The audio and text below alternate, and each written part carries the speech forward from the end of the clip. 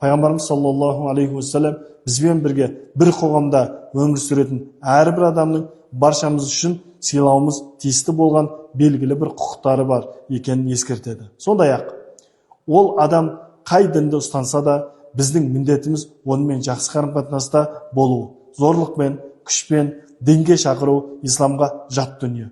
Дүниежүзілік дін бет пересін бүркенген радикализм, экстремизм, терроризм секілді жат күшпен жеткізу керек деген түсініктер бар.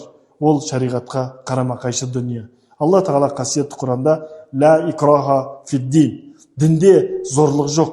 Дін қылышпен жеткен жоқ, дін қаламмен жетті деп айтады. Сондықтан пайғамбарымыз саллаллаху алейхи уассаламның мына бір хадисінде яссиру валя туассиру, баширу валя тунаффиру деген хадисі келеді. Яғни дінді жеңілдетіңдер, ауырлатпаңдар, қуантыңдар, қорқытпаңдар дейді.